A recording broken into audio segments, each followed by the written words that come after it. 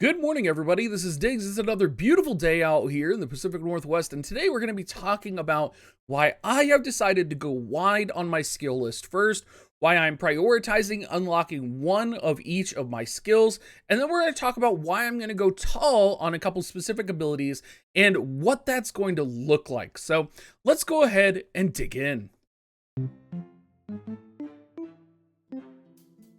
So the reason I've decided to go wide on all of my skills instead of going tall first is because I do want to prioritize the elemental advantage that I can have in different situations with my builds.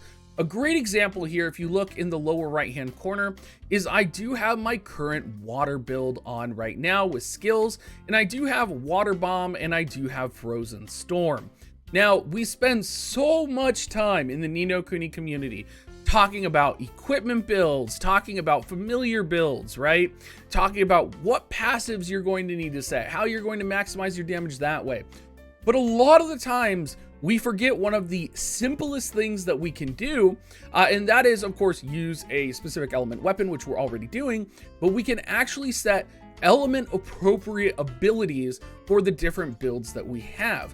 It doesn't matter if I have Firecracker level 5, if I have Water Bomb level 1, it's going to do more damage in a PvE situation than a Firecracker level 5. That 50% damage increase that, I'm going to get from having an elemental advantage is going to give me a huge jump in power in a PvE situation.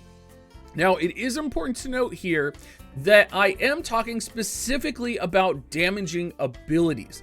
There are a couple of abilities to consider here which I've kind of removed from the conversation because I'm focusing on kill speed right now. I'm focusing on PvE kill speed. That is my priority.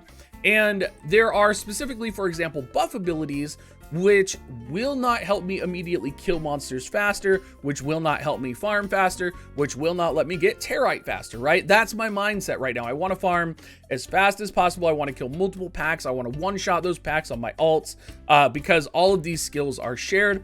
And so I'm trying to prioritize in my mind what's the direction I want to go and how do I want to get these elemental advantages.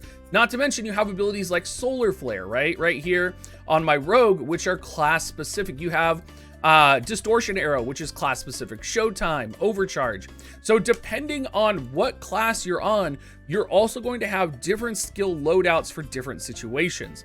Rogue, for example, is going to be really good fighting against dark element enemies because you're going to have access to 4 light offensive abilities that you can use, and he's going to be able to kill them extremely quickly.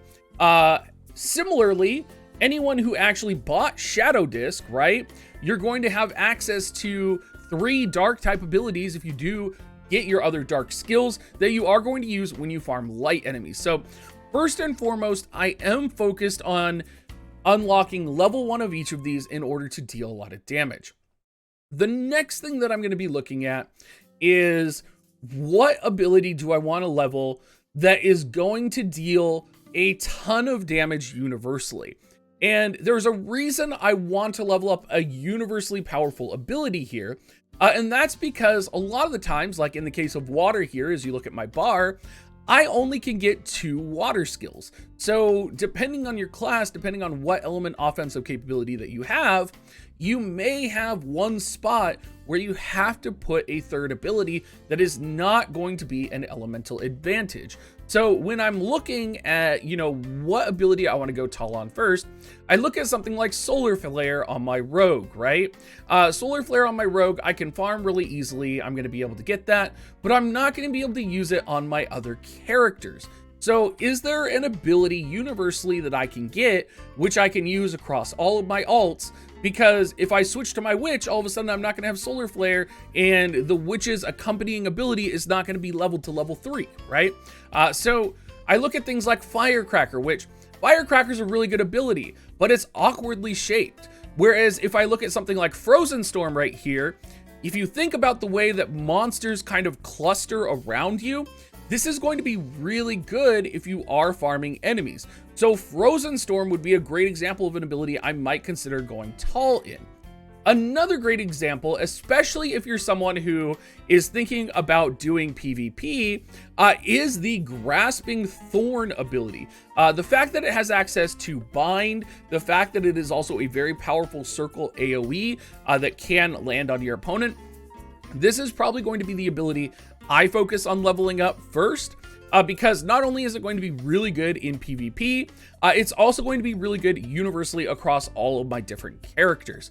It's also important to note here that Earth books are significantly easier to farm than their accompanying counterpart, light books and dark books, just because there seems to be a lot less light and dark enemies out there, and there seems to be a lot more of kind of the core elemental enemies to farm.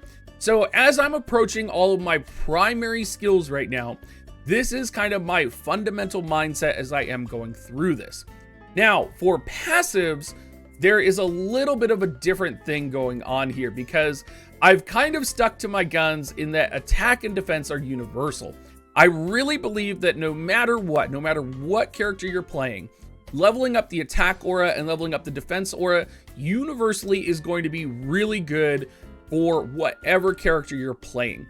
Repotion as well could be genuinely really powerful, or speed aura, but I really think first and foremost everybody should level their attack aura and defense aura just so that you can use that on other characters and kind of get a head start on your ults. In terms of the other abilities, it really comes down to what you want to do.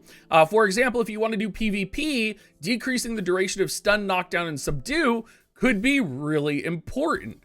Perfect chance, increased crit rate when attacking enemies that are stunned, knocked down, or subdued, going to be very important in PvP.